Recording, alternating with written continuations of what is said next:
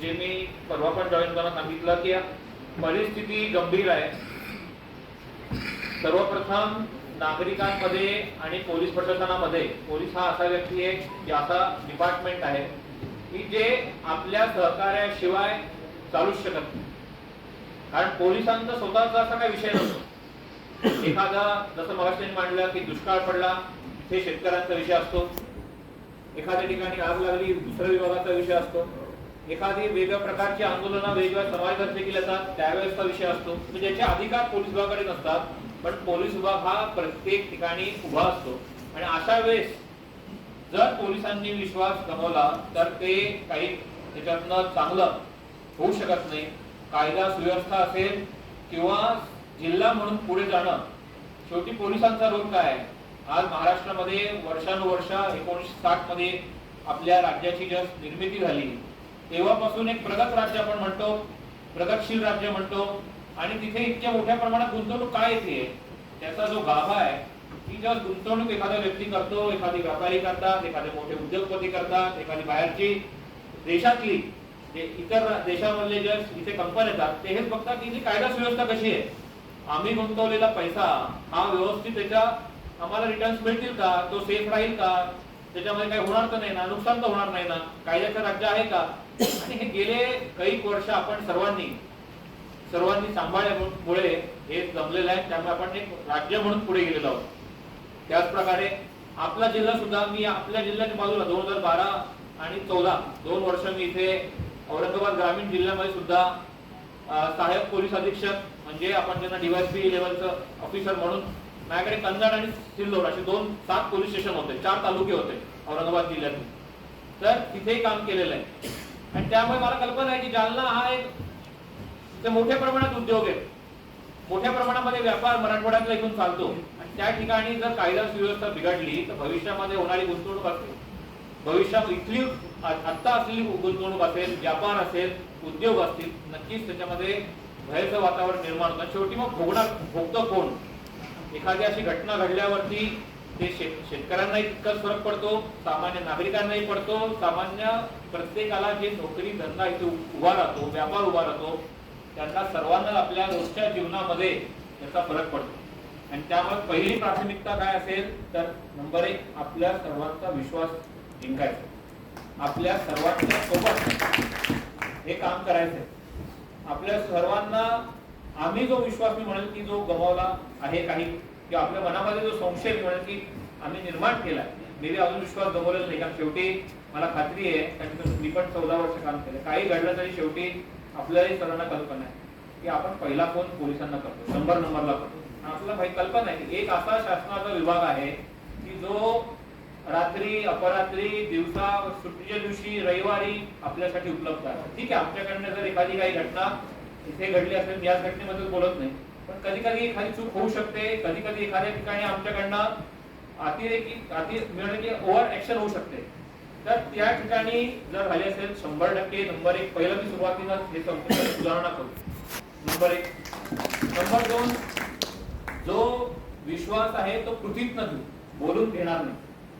माझा नेहमी विश्वास असतो की काम बोललं पाहिजे, मी कधीच बोलत नाही कामातनं, आपल्या कृतीमधनं, कारण आपण सगळेजण सहजपणे समाज बघत असतो, नागरिक बघत असतात, आणि ते बघत असतात, ते बोलत नाहीत पोलिसांना।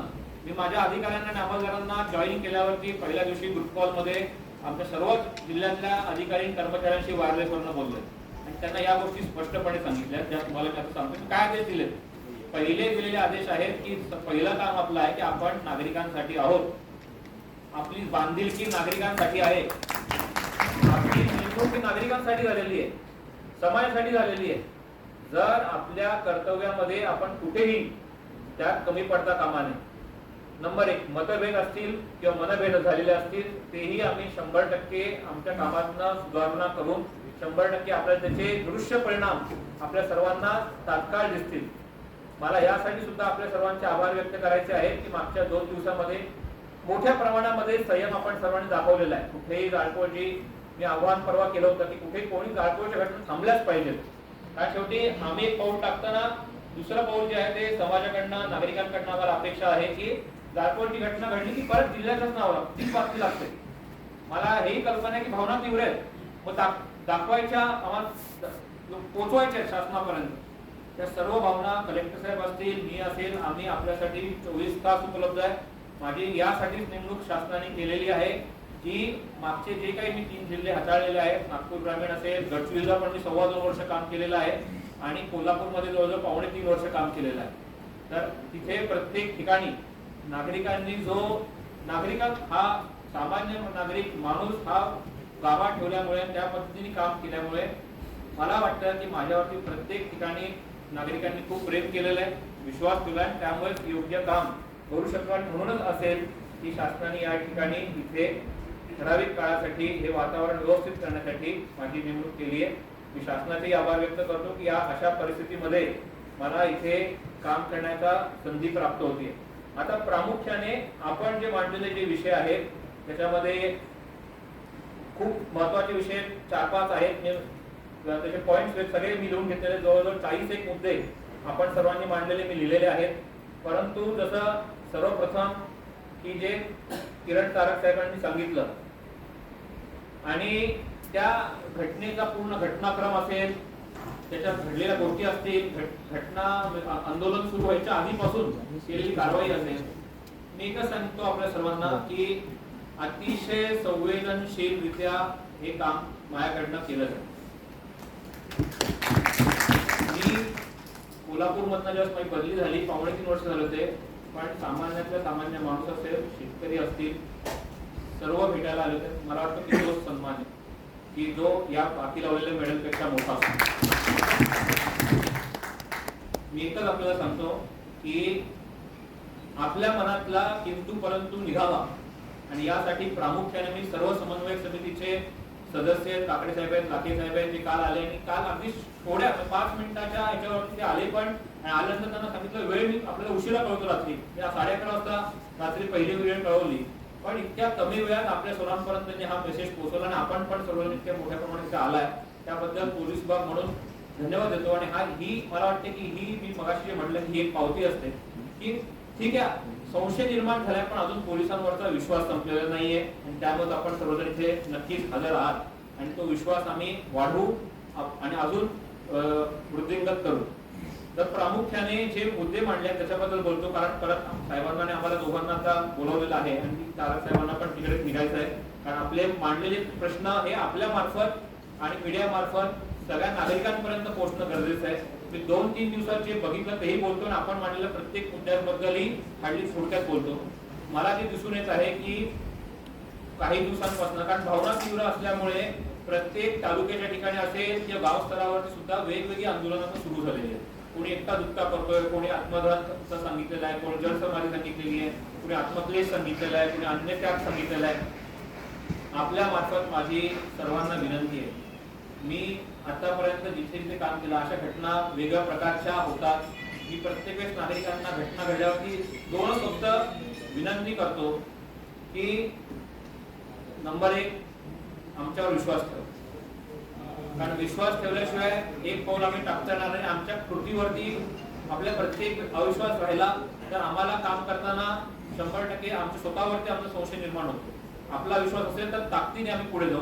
पहिली विनंती आहे की विश्वास ठेवा, नंबर 1. नंबर 2, आपल्या सर्वांमार्फत विनंती आहे की अशा प्रकारच्या जी आंदोलनं असतील ती काही प्रमाणामध्ये आता घटना घडल्यानंतर आम्हाला जे काम करण्यासाठी, तपास करण्यासाठी आपण सर्वांनी जी मागणी केलेली प्रामुख्याने की खरे गुन्हेगार शोधा. समाजातले लोक गुन्हेगार नाहीयेत, समन्वय गुन्हेगार नाहीयेत, पदाधिकारी गुन्हेगार नाहीयेत, ज्यांनी हे केलं की जे असं करू शकत नाही समाजातली मुलं, तर खरे गुन्हेगार शोधण्यासाठीचा जो वेळ पाहिजे. जर रोज रस्त्यावरती रास्ता रोको झाला, आंदोलन झालं, अशा प्रकारचे वेगवेगळ्या प्रकारचे जर अन्नत्याग आंदोलन झाले किंवा आत्मदहन झालं किंवा जलसमाधीसारखे आंदोलन झाले, आम्हाला पोलिसांना बंदोबस्तासाठी लोक नेमावे लागतील. आपल्याला सर्वांना कल्पना आहे की आपल्या जिल्ह्याची स्ट्रेंथ पोलिसांची जी आहे ती 1700, 1600, 1800 अशी आहे. त्यामुळे आम्हाला तपासावरनं फोकस हा अशा वेळेस पहिल्यांदा कायदा सुव्यवस्था अबाधित ठेवणं हे प्रमुख कर्तव्य होतं अशा घटना घडल्यावरती. पण जर आम्हाला तपासाकडे असेल तर आपल्याला मार्फत सर्वांना विनंती आहे की आपण आपला निषेध, आपला राग हा व्यक्त केलेला आहे मागच्या 3 दिवसांमध्ये. उद्यापासून माझी सर्व समन्वयक समितीमार्फत आपले जे कार्यकर्ते आहेत, समाजातली मुलं आहेत, नागरिक आहेत, कारण हे फक्त काही एका समाजाने राग व्यक्त केलेला नाही, सर्वच समाजाने नागरिकांनी राग व्यक्त केलेला आहे. त्यामुळे आपल्या सर्वांमार्फत सर्व जालनाकरांना विनंती आहे की आपण आंदोलन जे आहे आपलं जे अशा प्रकारे आहे हे व्यक्त न करता आपण यावं. कलेक्टर साहेब आहेत, मी आहे, तहसील लेवलला तहसीलदार आहेत, प्रांत आहेत, यांच्याकडे आपले निवेदन असेल, आपलं जे काय असेल ते द्यावं. 100% त्याच्यावरती प्रत्येक अर्जावरती व्यवस्थित निवेदनावरती कारवाई करू. परंतु आम्हाला जर थोडासा वेळ मिळाला तर योग्य तपासापर आम्हाला करता येईल. तर ती एक विनंती आहे की जर अशा प्रकारचे आंदोलन समन्वय समितीने ठरवावं, असं नाही की पूर्णच बंद करा आंदोलन, पण एक ठरवून जर सेंट्रल स्तरावर झालं, समजा जालनाच्या ठिकाणी झालं तर हरकत नाहीये, म्हणजे आम्हाला सगळी एनर्जी लावायला लागणार नाही. आता कसं होतं प्रत्येक तालुका ठिकाणी 4-5 रोज प्रत्येक पोलीस स्टेशनमध्ये वेगवेगळ्या ठिकाणी घटना घडतात. तर तसं न होता आम्हाला हे करता येईल. सार्वजनिक मालमत्तेची कोणीही नुकसान करू नये. आणि समन्वय समितीने माझी विनंती आहे की 2016 पासून पण जे मोर्चे निघाले होते त्यावेळेस पण पासून मी जिल्ह्यामध्ये पोलीस अधीक्षक म्हणून काम केलेलं आहे आणि त्यावेळेस सुद्धा मी सर्वांना विनंती केली होती. आणि प्रामुख्याने आमच्या विनंतीपेक्षा समाजाने जी आचारसंहिता स्वतःसाठी घेतली होती आणि 58 मोर्चे कशा प्रकारे निघू शकतात शहरी भागामध्ये सुद्धा, म्हणजे पुण्यात असेल, मुंबईत असेल, मोठ्या शहरांमध्ये निघालेले मोर्चे असतील किंवा ग्रामीण जिल्हे असतील जिथे पोलिसांची संख्या कमी असते तिथे सुद्धा लाखोनी मोर्चे निघाले, परंतु कुठलीही घटना चुकीची घडली नाही. त्याला कारण होतं की एक आचारसंहिता बांधून घेतलेली होती, समन्वय समितीने केलेली होती. माझी आपल्या मार्फत सर्वांना विनंती आहे, तर तारक साहेब पण इथे होते, तर आपल्याला विनंती आहे की कसं होतं की आपल्या सर्वांना दिसतंय, आपण पण ते सांगितलं आता की आमच्या ठिकाणी आमची मुलं नव्हती, दुसरेच कोणीतरी रुमाल बांधून आले होते, जे नेहमीच ठिकाण असतात. आम्ही आंदोलन झालं, फुलांच्या गुलाब दिला सर्वांना, आंदोलन संपलं आणि अचानक एखादा गट कुठून आला की ज्यांनी तोडफोड सुरू केली. मग ही कोण आहेत लोक? मग अशा असामाजिक तत्वांमुळे आणि यांना समाजाशी नागरिकांशी घेणं देणं नसतं. अशा ज्यावेळेस एखादी कायदा सुव्यवस्था होते, मी माझ्या अनुभवातून सांगत आहे की अशा घटनेचा फायदा घेणारी एक यंत्रणा, अशा घटनेचा फायदा घेणारी काही असामाजिक तत्व, अशा घटनेचा फायदा घेणारी अवैध गुन्हेगारी मधली घटनांमधली अवैध धंद्यांमधल्या व्यक्ती याच्यामध्ये इन्व्हॉल्व होतात की कुठे आपल्याला पोलिसांना बॅकफूटवर टाकता येईल आणि कुठे इतर जो घटक आहे, समाज आहे, त्यांना बदनाम करता येईल. तर माझी विनंती आहे की एक आचारसंहिता समन्वय समितीने आज घ्यावी आणि जिथे आपलं आंदोलन चालू आहे तिथे पण एक आचारसंहिता असावी. तर ती पण मी तारक साहेबांना सांगेन की आपण आणि सर्व समन्वय समितीने ती घ्यावी. आपली कोर कमिटी आहे गावातली, त्यांनी पण एकत्र बसून आजच करावी की जेणेकरून येणाऱ्या प्रत्येक जो इतर गावात, आता कसं झालं की आपल्या गावातले लोक कमी आहेत, जिल्ह्यातली कमी आहेत, बाजूच्या गावातनं बाजूच्या जिल्ह्यातनं येणारी संख्या मोठी आहे. आज संध्याकाळी पण 5 वाजता बीडमधनं काही समन्वय समितीचे क्रांती मोर्चाचे 4 चाकीचा रॅली येणार आहे बीडहून. तर अशा 100 गाड्यांचा आहे. तर कसं होतं की प्रत्येक येणाऱ्या व्यक्तीवरती आपला कंट्रोल नसतो, तो कशा पद्धतीने येणार आहे आणि त्याच राज्यामध्ये दुसरं कोणी जर घुसलं तर पूर्ण याला गालबोट लागतं. एक घटना घडलेली त्यात नक्कीच जी सुधारणा ती करू, आपल्या मदतीने करू. एक आचारसंहिता आपल्या जिल्ह्यासाठी पहिलं प्राथमिक काम काय असेल तर या जिल्ह्याचं आपली जी आहे की जे जालना अस्थिर आहे, जालन्याची कायदा सुव्यवस्था बाधित झालेली आहे किंवा एकदम टेन्स वातावरण आहे. मी आपल्याला सांगतो की मला 2 दिवसापेक्षा जास्त लागणार नाही जर आपल्या सर्वांचा योग्य आपण सहकार्य केलं आणि आपल्या सोबतच कोण हे 100% होईल, खात्रीपूर्वक मी आपल्याला सांगतो 100%. आणि मग जे उरलेले जे मगाशी म्हटलं की जे असामाजिक तत्व, अवैध गुन्हेगारीवाले जे लोक घुसतात त्यांना चिरडून आम्ही काढू. सामान्य त्याच्या केसालाही त्रास होणार नाही.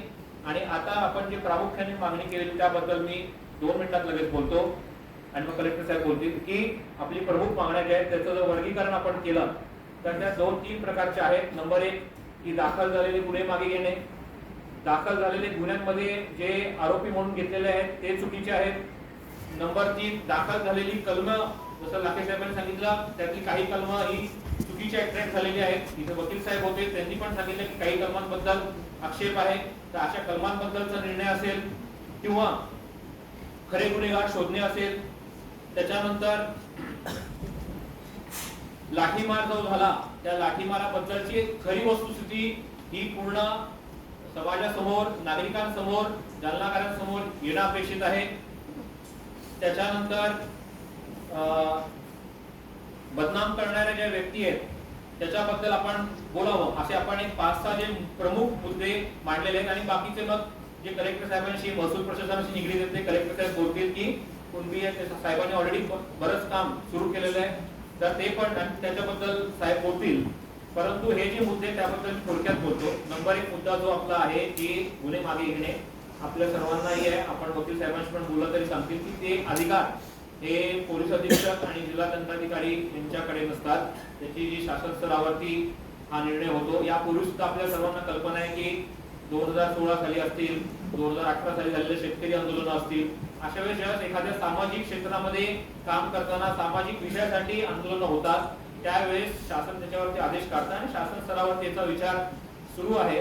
तर तसे जेव्हा त्याच्यानंतर मग जिल्हा स्तरावरती एक समिती असते, पण ते आदेश जेव्हा निघतील त्याच्यानंतर मग संपूर्ण तितक्याच ताकदीनं काम हे पोलीस प्रशासनातर्फे त्याच्यामध्ये होईल.